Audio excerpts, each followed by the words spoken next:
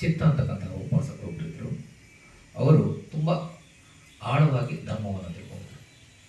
ಅವರೇ ಒಂದು ಧರ್ಮಶಾಲೆಯನ್ನು ಓಪನ್ ಮಾಡಿದರು. ಧರ್ಮವನ್ನು ಅವರು ಉಪದೇಶ ಕೂಡ ಮಾಡ್ತಾಯಿದ್ರು ಭಿಕ್ಕುಗಳ ಅನುಪಸ್ಥಿತಿಯಲ್ಲಿ. ಅವರ ಊರಿಗೆ ಒಮ್ಮೆ 500 ಜನ ಭಿಕ್ಕುಗಳ ಗುಂಪು ಬಂದಿರುತ್ತೆ. ಅವರಿಗೆ ವರ್ಷವಾಸಕ್ಕೆ ಬಂದಿರುತ್ತೆ.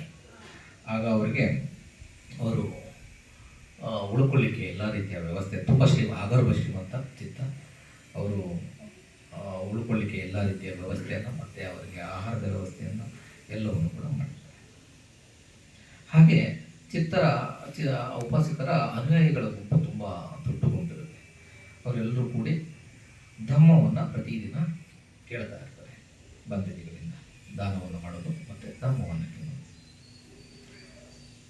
ಒಮ್ಮೆ ಹೀಗೆ ದಾನವನ್ನು ಎಲ್ಲ ಕೊಟ್ಟ ನಂತರ,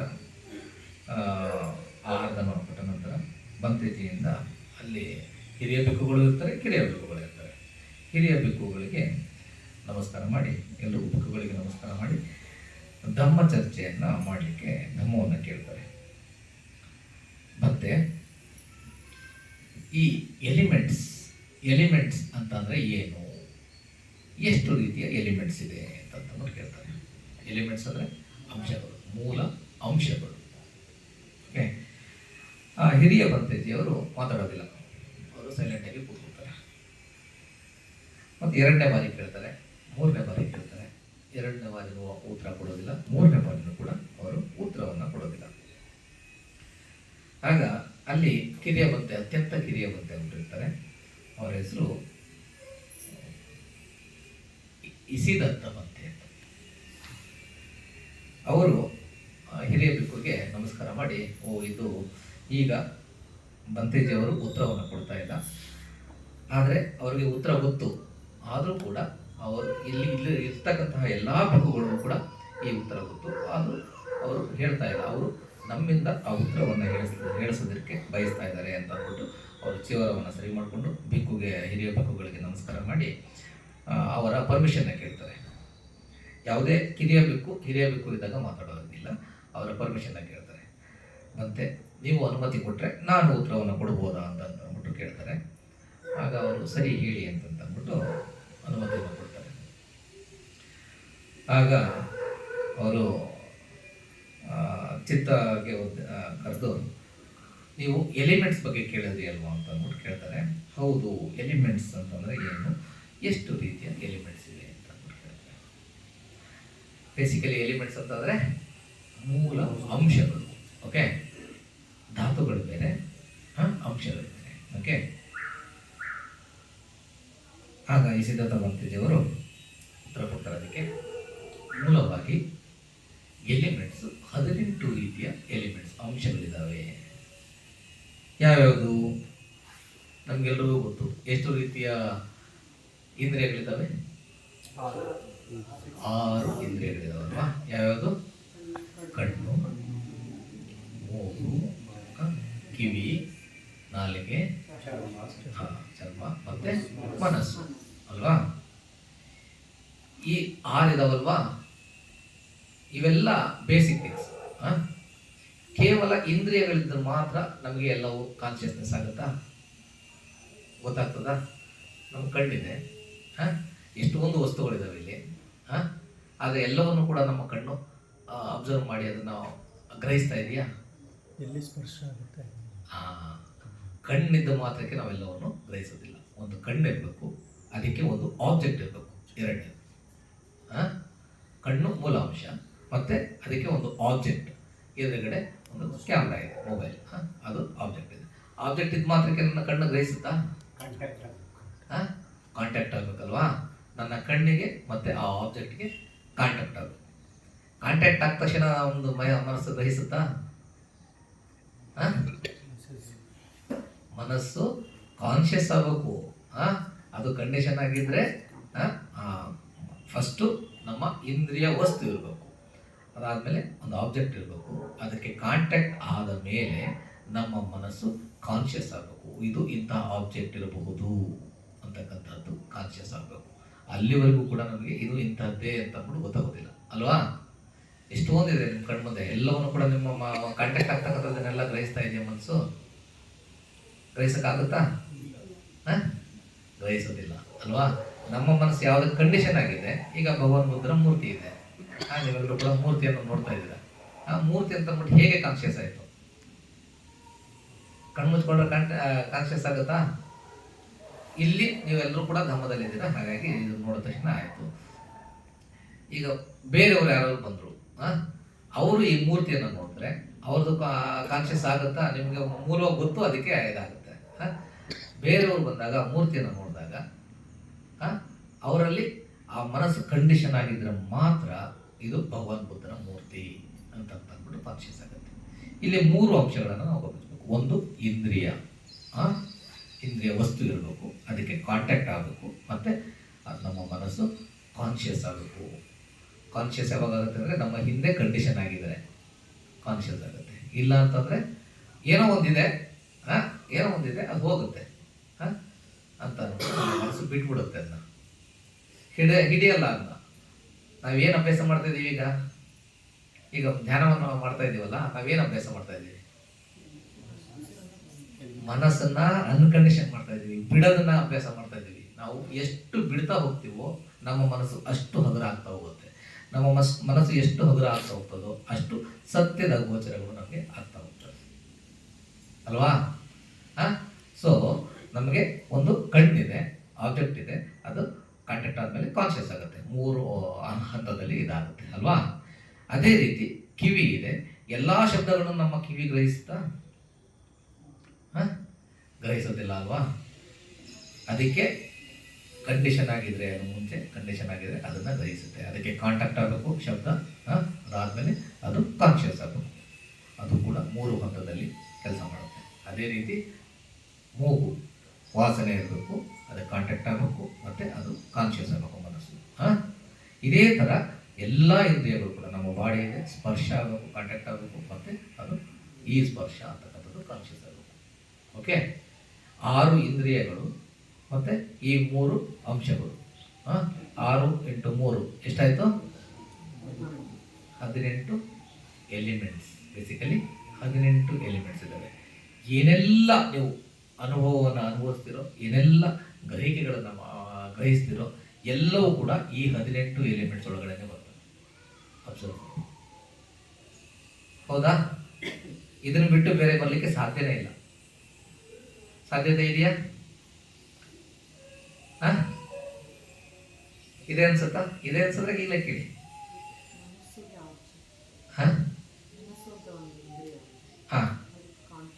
ಮನಸ್ಸಿಗೆ ಕಾಂಟ್ಯಾಕ್ಟ್.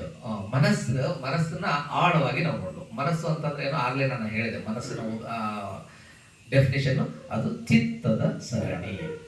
ಓಕೆ, ನಮ್ಮ ಮನಸ್ಸು ತುಂಬ ಫಾಸ್ಟಾಗಿ ಹೋಗ್ತಾ ಇದೆ, ಹಾಗಾಗಿ ಅದಕ್ಕೆ ನಾವು ಆ ಕಾಂಟ್ಯಾಕ್ಟ್ಸ್ನ ಗ್ರಹಿಸ್ತಾ ಇಲ್ಲ. ಮನಸ್ಸನ್ನ ಬಿಡಿ ಬಿಡಿಯಾಗಿ ನಾವು ಬಿಡಿಸಿದಾಗ ಅದು ಚಿತ್ತಗಳ ಸರಣಿ ಅಲ್ವಾ? ಆ ಚಿತ್ತಗಳು ಹೆಂಗೆ ಬಂದವು? ಚೇತಸಿಕಗಳಿಂದ ಚಿತ್ತಗಳಾದವು. ಚೇತಸಿಕಗಳು ಅಂತಂದರೆ 52 ಚೇತಸಿಕಗಳಿದ್ದಾವೆ, 89 ಚಿತ್ತಗಳಿದ್ದಾವೆ.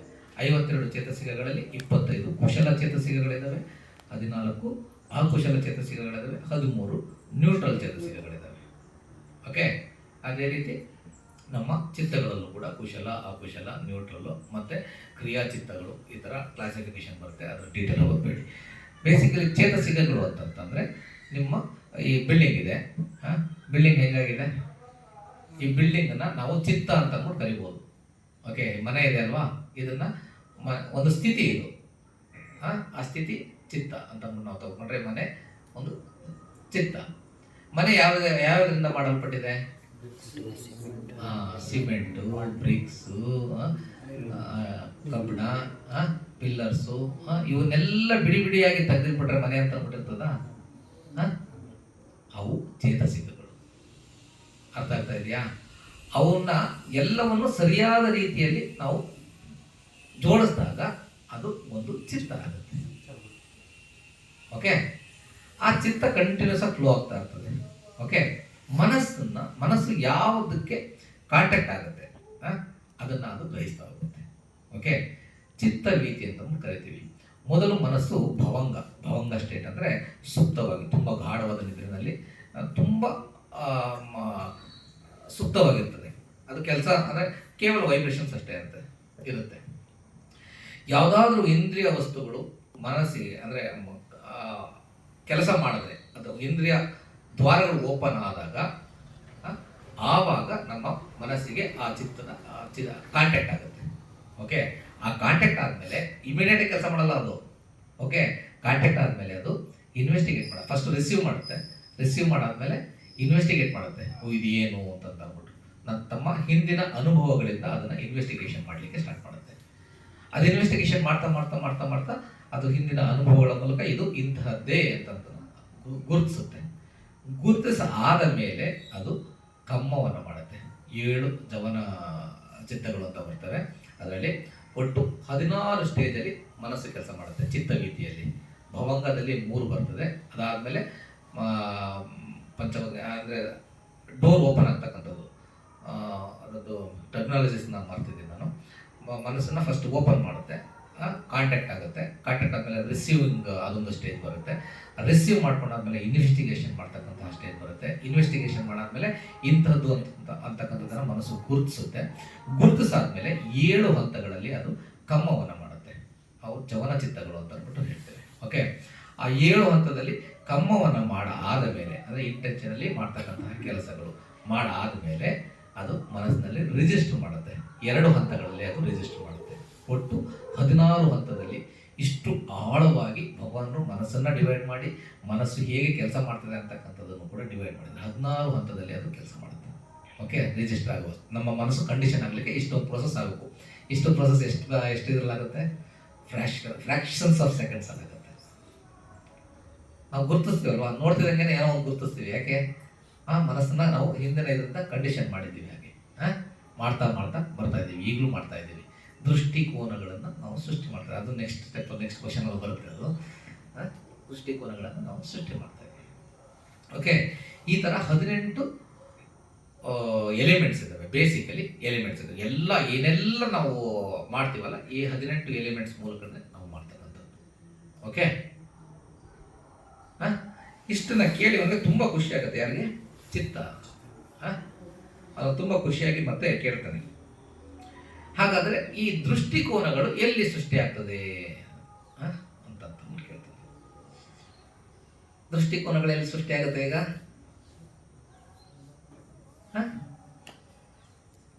ಎಲಿಮೆಂಟ್ಸ್ ಕಾಂಟ್ಯಾಕ್ಟ್ ಆಯ್ತು ಹೇಳದ್ನಲ್ಲ.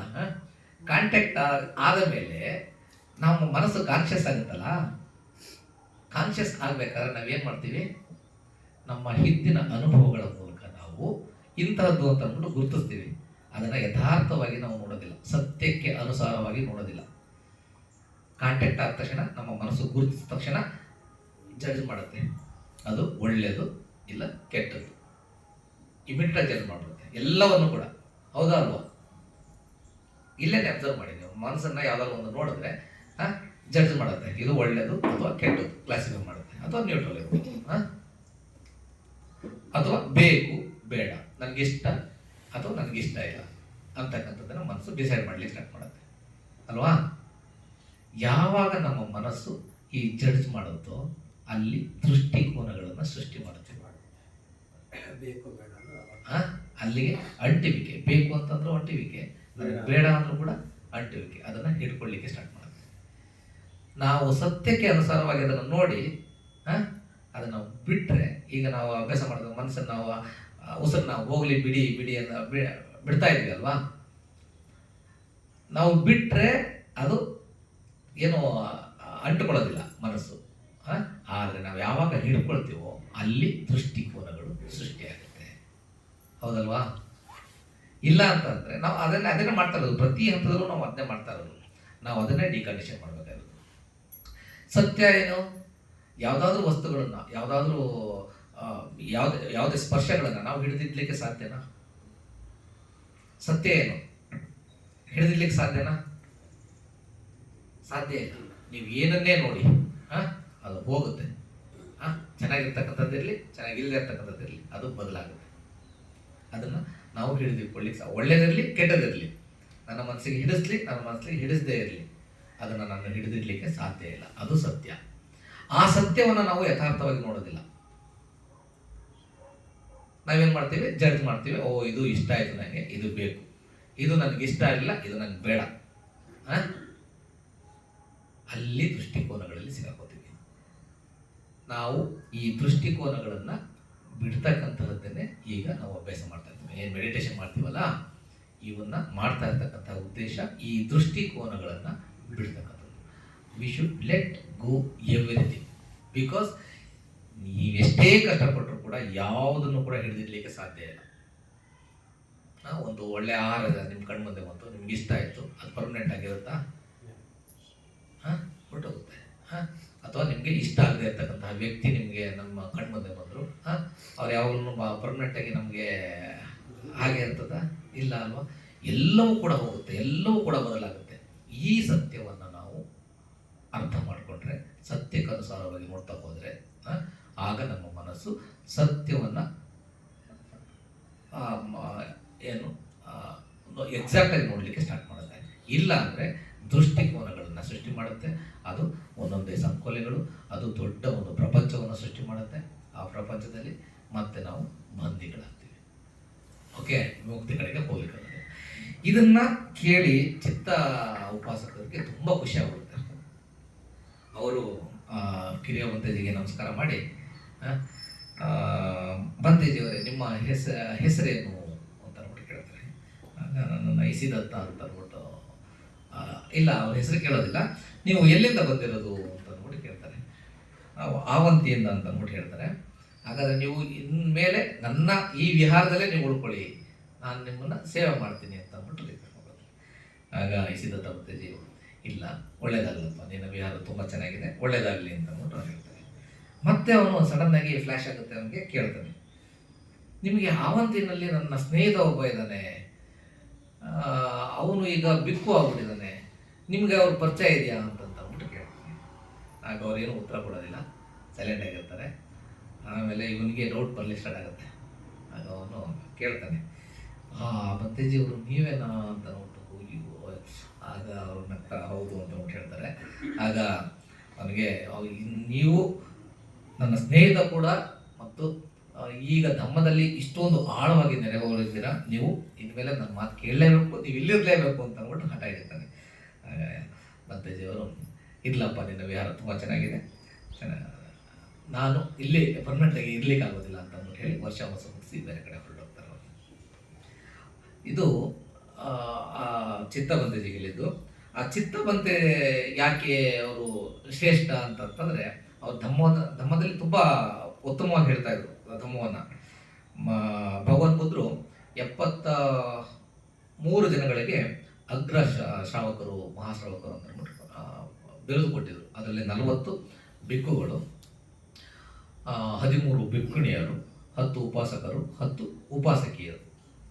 ಓಕೆ, ಅದರಲ್ಲಿ ಆ 10ರಲ್ಲಿ ಇವರು ಧಮ್ಮವನ್ನು ಹೇಳೋದ್ರಲ್ಲಿ ಎಲ್ಲರಿಗಿಂತ ಶ್ರೇಷ್ಠ ಅಂತ ಅಂದ್ಬಿಟ್ಟು ಯಾರಿಗೆ ಚಿತ್ತ ಅವ್ರಿಗೆ ಇದನ್ನು ಕೊಟ್ಟಿದ್ರು. ಅದಕ್ಕೂ ಕೂಡ ಹಿನ್ನೆಲೆ ಇದೆ. ಅದೆಲ್ಲ ಅವರ ಒಂದು ಇದರಿಂದಾಗಿ, ಕಮ್ಮದ ಒಂದು ಇದರಿಂದಾಗಿ ಅವರು ತುಂಬ ಶ್ರೇಷ್ಠವಾಗಿ ಧಮ್ಮವನ್ನು ಹೇಳ್ತಾ ಇರ್ತಾರೆ.